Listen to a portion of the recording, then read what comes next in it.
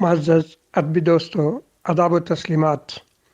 ہمارے شاعری کے بہترین گروپ دل ناداں کی انتظامیہ نے آج ایک بہت ہی پیارا انتخاب کیا ہے، اور یہ شاعرہ بذات خود اپنی شاعری ویڈیو کی صورت میں پیش کر رہی ہے، تو ہم آگے چل کے اس کے متعلق آپ کو بتائیں گے کہ سپر سٹارز میں کون سا مہمان آ رہا ہے۔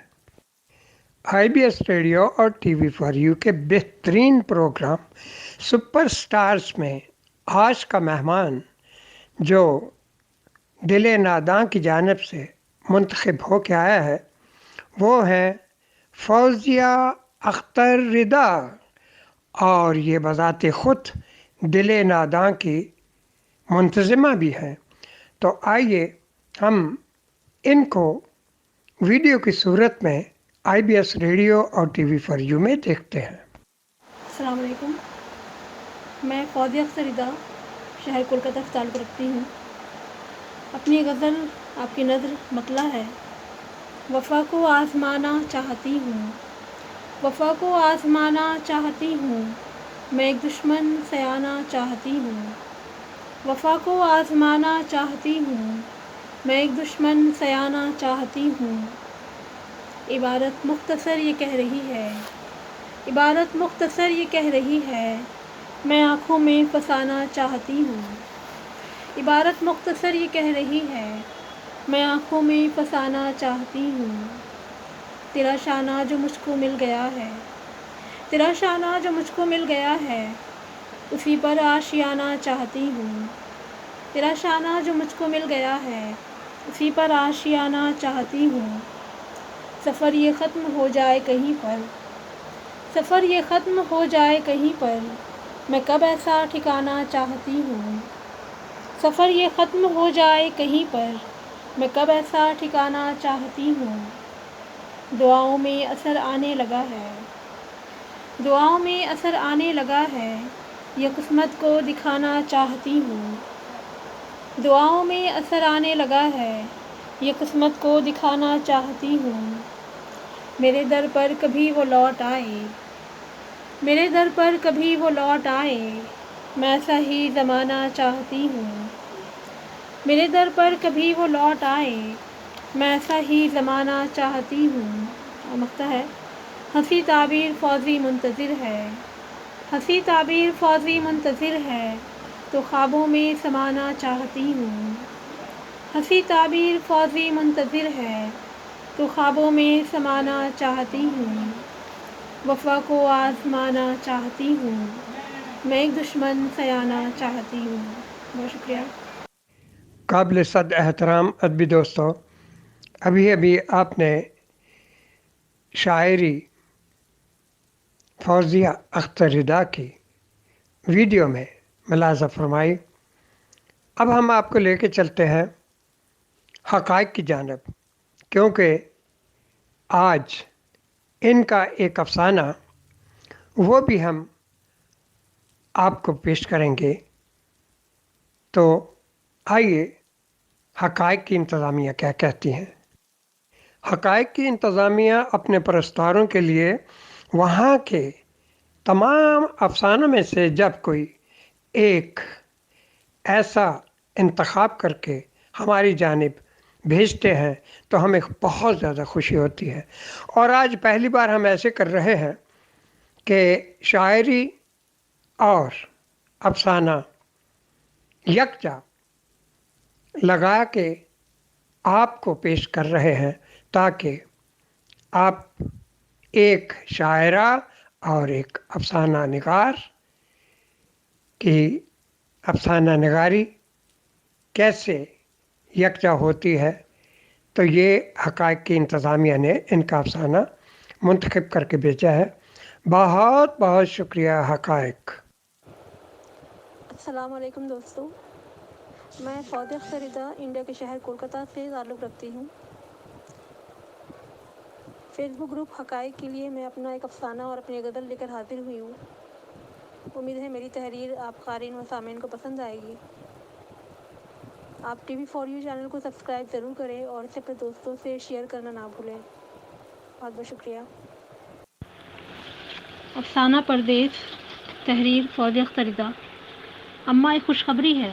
ہر ہفتے کی طرح اس اتوار کو بھی آن اسکائپ پر اپنی ماں سے گفتگو میں مصروف تھا۔ اچھا، تیری تنخواہ بڑھ گئی ہے کیا جو اتنا خوش نظر آ رہا ہے؟ سعیدہ بیگم نے اپنے تئیں درست اندازہ لگانا چاہا۔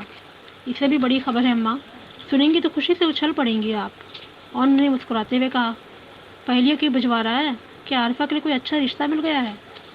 عارفہ آن کی چھوٹی بہن تھی جس کے رشتے کے لیے سعیدہ آج کل کافی پریشان تھی۔ وہ گریجویشن کے بعد ٹیچر ٹریننگ کا کورس کر رہی تھی۔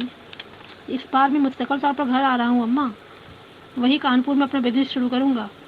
آن خوشی سے لبریز لہجے میں بولا، لیکن تو نے پہلے بتایا نہیں۔ سعیدہ یہ خبر سن کر تقریباً سکتے میں آ گئی۔ آپ کو سرپرائز دینا چاہتا تھا۔ آن کی آنکھوں میں جھلملاتی خوشی سعیدہ کی آنکھوں سے اوجھل رہی تھی۔ یہ خبر سن کر آپ بھی چکرا گئی نا؟ فلائٹ ٹکٹ کنفرم ہوتے ہی خبر کروں گا۔ آن اپنی خوشی میں اس قدر مگن تھا کہ سعیدہ کے اترتے ہوئے چہرہ پر اس نے غور نہیں کیا۔ جلد بازی کا نتیجہ اچھا نہیں ہوتا بیٹا، ایک بار اپنی ماں سے مشورہ تو کر لیتا۔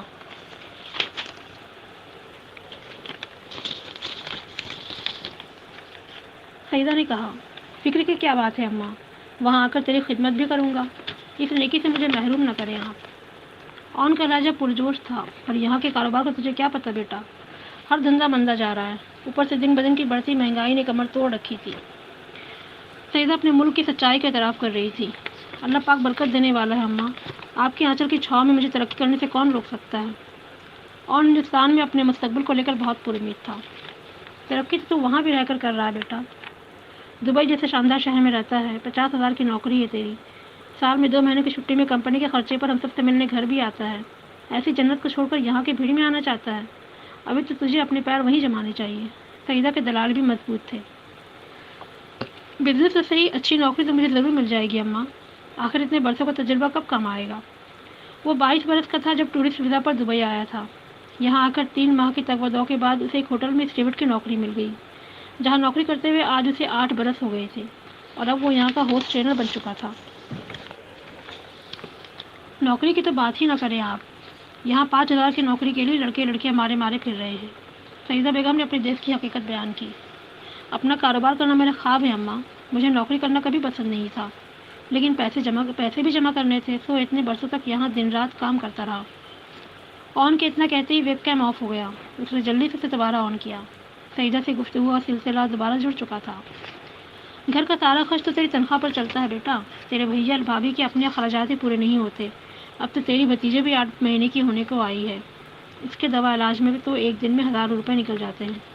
جو تھوڑے پیسے میں نے مشکل سے بچائے ہیں وہ تیری بہن عارفہ کی شادی کے لیے بھی کم پڑیں گی، پھر بزنس شروع کرنے کے لیے روپے کہاں سے آئیں گے؟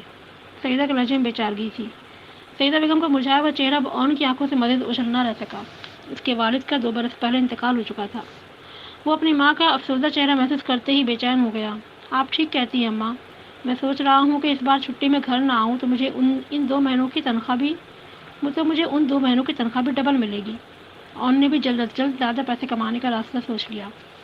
ایسا ہی کرنا میرے بچے، اوور ٹائم بھی کرتے رہیے۔